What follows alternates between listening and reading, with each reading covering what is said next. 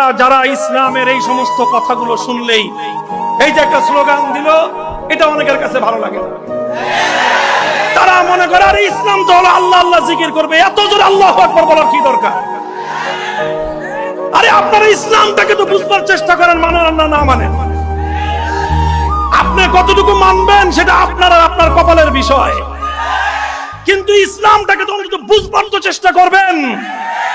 আল্লাহর নবী যখন উহুদের ময়দানে রক্তাক্ত অবস্থায়, মাথা ভাঙা, আমার নবী আহত অবস্থায় জমিনের মধ্যে পড়ে আছেন, ওদিক দিয়ে মক্কার কুরাইশের সরদার বলতেছে কি, আফিকুম মুহাম্মদ, আফিল কওমি আবু ইবনে আবি কুহাফা, আফিল কওমি ওমর ইবনে খাত্তাব। হে মুসলমান, তোমাদের মধ্যে কি নবী মুহাম্মদ বেঁচে আছে? তোমাদের মধ্যে কি আবু বকর বেঁচে আছে? তোমাদের মধ্যে কি ওমর বেঁচে আছে? আল্লাহর নবী বললেন কেউ কিছু বলে না, দেখি কি বলে। তখন কুরাইশের সরদার আবু সুফিয়ান বলল, ইন্না হাউলাই কদ মাতু, সব মরে শেষ। লাউ কানু আহইয়া আলা জাবু, কারণ তারা বেঁচে থাকলে আমার এই চিৎকারে তারা জবাব দিত। হযরত ওমর আর সহ্য করতে পারতেছেন না, হুজুর কয় থামো, দেখি কোন পর্যন্ত কয়।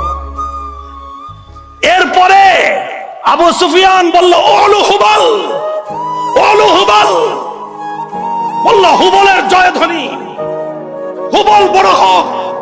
এই কথা যেই বলতে দেরি, এতক্ষণ পর্যন্ত যেই নবী ওমরকে, আলীকে সামনে রেখেছিলেন, নিবৃত্ত রেখেছিলেন, এবার সে নবী বলতেছেন আজিবু, আজিবু। ওমর এখন আর চুপ করে বসে থাকার সময় নাই।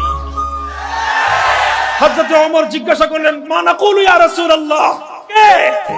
আমার নবী বললেন, ওমর জবাব দাও। ওমর বললেন, কি বলবো ইয়া রাসূলুল্লাহ?